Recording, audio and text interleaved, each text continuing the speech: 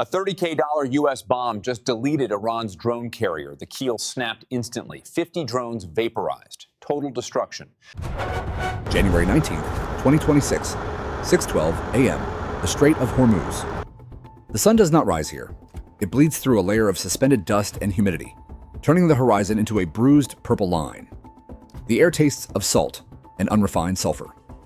On the surface of the Persian Gulf, the water is calm, an obsidian mirror stretching toward the Iranian coast.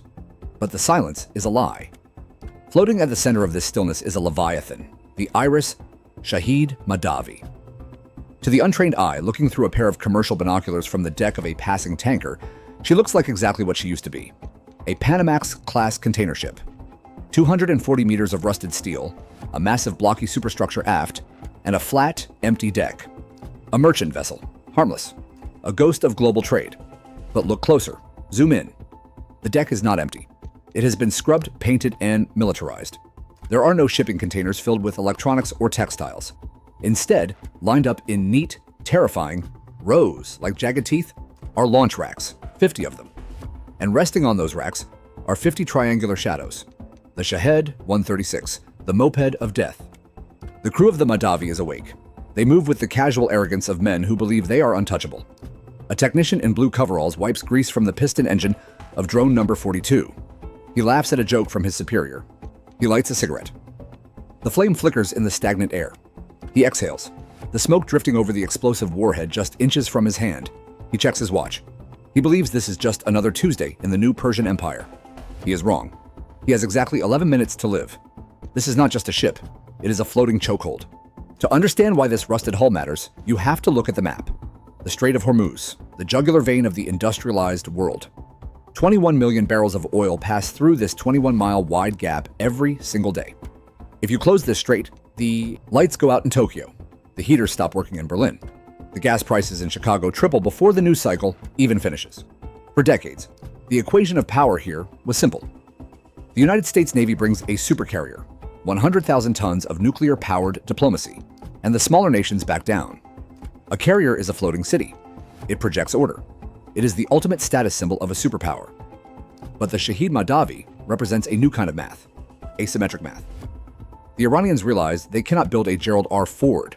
They cannot forge the high-grade steel, they cannot enrich the uranium for the reactors, and they cannot spend $13 billion on a single hull. So they cheated.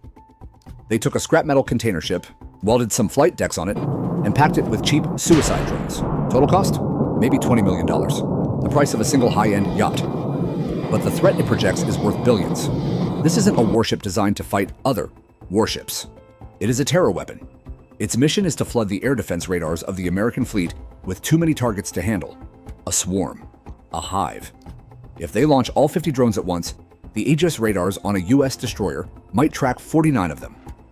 But the 50th one? The 50th one hits the hull. That is the gamble. Quantity has a quality all its own. And right now, sitting low in the water, heavy with fuel and munitions, the Shahid Mahdavi is the most dangerous object in the Middle East. Let's talk about the hammer. The Shahid 136. It is crude. It is ugly. It is built with components you can buy on Alibaba. The engine is a Limbach L550 copy. Basically, a lawnmower engine with a propeller. It vibrates so hard, it feels like it's going to shake itself apart before it even launches. When it flies, it doesn't whoosh like a jet. It buzzes. A low-grinding, headache-inducing drone that sounds like a chainsaw in the sky. But do not mistake cheapness for weakness. Inside that fiberglass nose cone is a 50-kilogram warhead filled with high-explosive fragmentation charges. It doesn't need to be fast. It doesn't need to be stealthy. It just needs to be there. It loiters. It circles. It waits for a radar signal or a GPS coordinate, and then it dives. On the deck of the Mahdavi, the prep work is complete. The rocket assist takeoff boosters, solid fuel plugs attached to the bottom of the drones, are wired.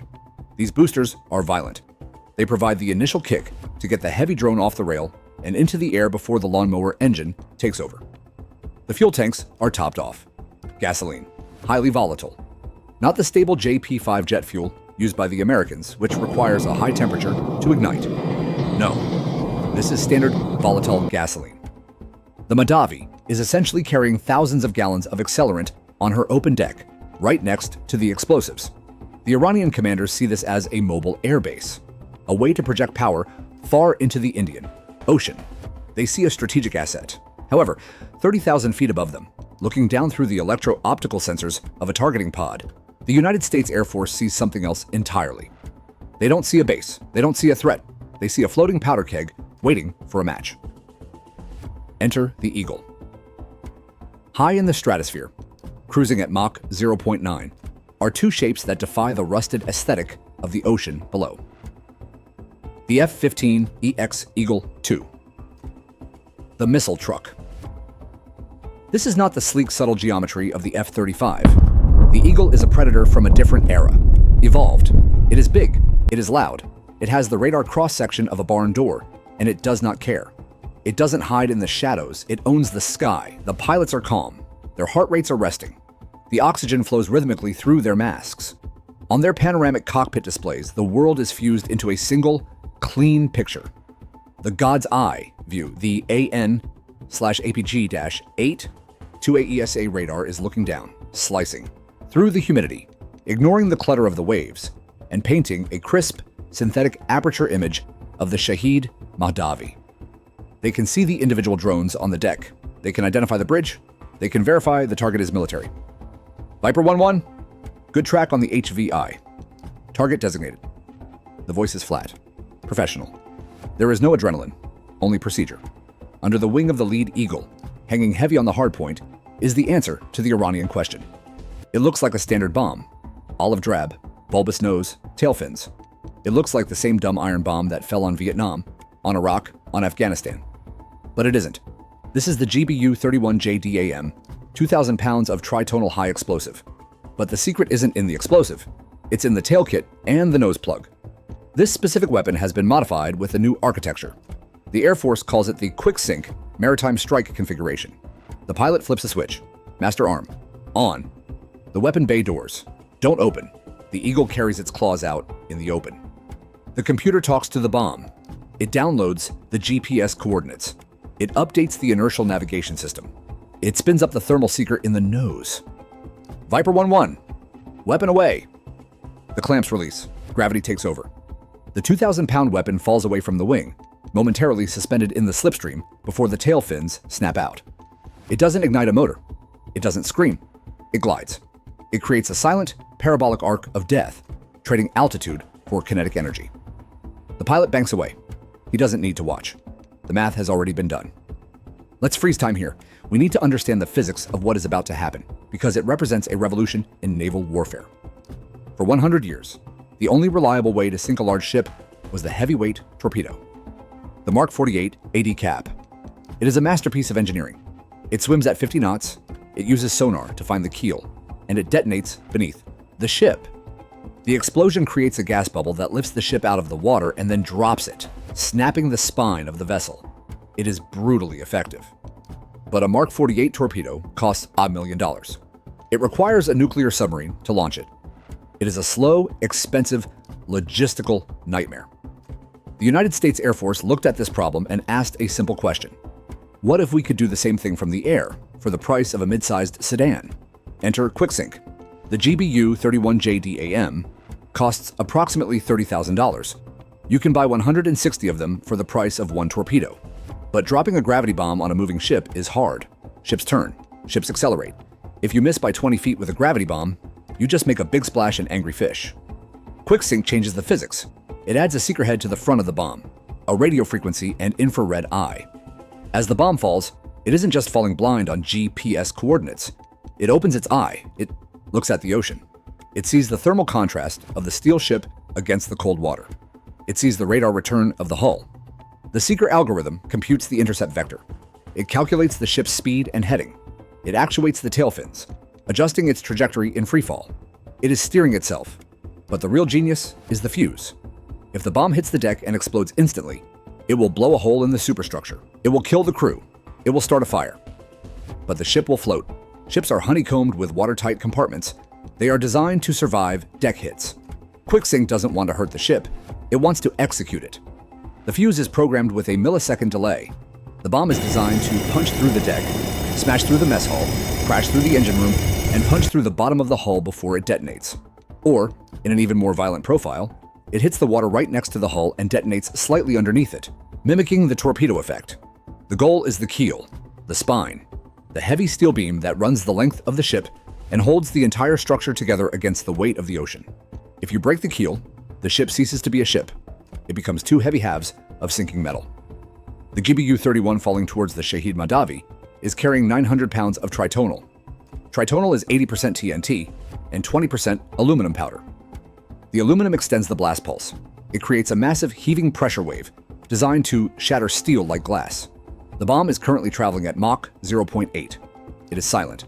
The radar on the Shahid Mahdavi is looking for missiles skimming the waves. It is not looking up. The technicians on the deck are still smoking. The drone engine is still warm. The water is still calm. The physics of their destruction is falling out of the sky, and they are completely blind to it. On the bridge of the IRIS Shahid Mahdavi, the captain is arguing about the air conditioning. It is a mundane, bureaucratic complaint. The cooling units in the server room are vibrating too loudly. He is annoyed. He is comfortable. He believes he is safe because he is surrounded by the sovereign territory of his own firepower. He does not know that he is already dead. The physics have already decided it.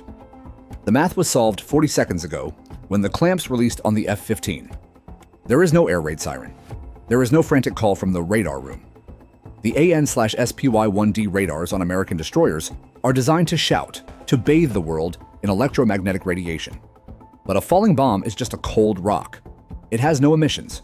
It has no engine noise. It is just gravity and aerodynamic drag. The only warning comes 0.5 seconds before the end. A lookout on the starboard wing hears it. Not a roar, but a tear. A tearing sound, like the sky is being ripped open by a giant zipper. He looks up. His eyes widen. He opens his mouth to scream, to sound the alarm, to do anything. But the speed of sound is too slow. The message in his brain cannot travel to his vocal cords fast enough. Impact. The GBU-31 strikes the flight deck at Mach 0.8. Let's slow this down. Microzoom. Nanosecond resolution. The nose of the bomb is made of hardened steel. It hits the reinforced flight deck, 20 millimeters of steel plate, and it does not stop. It does not explode, not yet. The kinetic energy of 2,000 pounds moving at 600 miles per hour shears through the steel deck with catastrophic brittle fracture. The armor plate buckles and tears. The bomb punches through the flight deck. It punches through the hangar deck below it. It punches through the crew mess. It punches through the auxiliary machinery. It is a precision kinetic penetrator, traveling vertically through the ship, passing through 3 decks in 0.02 seconds. It comes to rest deep in the bowels of the ship, just above the double bottom tanks, right next to the main keel, the structural spine of the Leviathan. For a fraction of a second, there is silence. A vacuum. The hole in the roof lets in a beam of sunlight that illuminates the darkness of the bilge. The bomb sits there, an alien object, glowing hot from the friction of entry. Inside the tail kit, the electronic fuse counts down. Tick, tick, 0. Detonation. 900 pounds of tritonal ignite instantly. This is not a fireball. Fire is for movies. This is pressure. This is overpressure. The solid explosive turns into a gas, expanding at 26,000 feet per second. The expansion is so violent that the air inside the compartment undergoes fusion-like compression. The steel hull of the Shahid Mahdavi cannot contain it. The pressure wave hits the keel, the massive I-beam that holds the ship straight. The keel snaps. It sounds like a gunshot the size of a mountain. The spine of the ship is severed. Instantly, the buoyancy of the water pushes the bow and the stern up, while the broken middle gets sucked down. The ship's back is broken, but the bomb was just the match. Now comes the gasoline. The shockwave from the explosion travels upward, back through the hole the bomb made, moving faster than the speed of light. It erupts onto the flight deck. Remember the 50 Shahed 136 drones? The ones fueled with gasoline? The ones with 50-pound fragmentation warheads? They are standing in neat rows, packed wing to wing. The shockwave hits them. It doesn't just knock them over. It atomizes the fuel tanks. A mist of thousands of gallons of gasoline fills the air above the deck. Then the heat of the explosion follows. Ignition. The entire deck of the Shahid Mahdavi vanishes inside a thermobaric event. A fireball 400 feet wide consumes the ship. It is a chain reaction. Drone number 1 explodes, detonating its warhead. Shrapnel from drone 1 hits the warhead of drone 2. Sympathetic detonation. One by one, 50 warheads go off. It sounds like a drum roll of the apocalypse. The flight deck peels back like a sardine can. The bridge tower, where the captain was arguing about the air conditioning, is engulfed. The glass windows melt. The aluminum superstructure catches fire and burns with a blinding white intensity. The ship is not sinking anymore. It is disintegrating. From the cockpit of the F-15, 20 miles away, the pilot sees the cloud, a mushroom cloud of black, oily smoke rising 5,000 feet into the stagnant air. Splash 1. Good effect on target. The Shahid Mahdavi does not slip beneath the waves with dignity. It convulses. The broken keel drags the center of the ship down. The bow points at the sky. The stern points at the sky. The ship folds in half, like a closing book. Water rushes into the engine room. It hits the superheated boilers. Steam explosion. Another blast rips the stern apart. In 3 minutes, it is over. Where there was once a 20,000-ton flagship, the pride of a navy, there is now only a slick of burning oil and floating debris. The ocean churns, trying to fill the void where the hull used to be. The water boils. The silence returns. But it is different now. It is the heavy, guilty silence of a graveyard. Let's look at the scorecard. The cold, hard accounting of war. The IRIS Shahid Mahdavi. Retrofit cost, approximately $20 million. Cargo, 50 Shahed 136 drones. Estimated value, $1 million. Crew, trained technicians, sailors, officers. Priceless to their families, expensive to replace for the state. Strategic value, the ability to threaten the Strait of Hormuz. Total loss, absolute. The cost to the United States, 1 GBU-31 JDAM. Cost, $30,000. Fuel for the F-15, $15,000. Total cost, $45,000. The exchange ratio is staggering. It is nearly 500 to 1. But the money isn't the real story. The real story is the Quicksink capability. For decades, naval doctrine said you needed a submarine to kill a ship this fast. Submarines are slow to position. They are vulnerable in shallow water. They are scarce. Now, any aircraft that can carry a 2,000-pound bomb, an F-15, an F-18, an F-35, even a B-52 bomber, is a ship killer. A B-52 could carry 20 of these bombs. A single bomber could, in theory, delete an entire enemy task force in one pass. The Shahid Mahdavi was a drone carrier. It was supposed to be the future.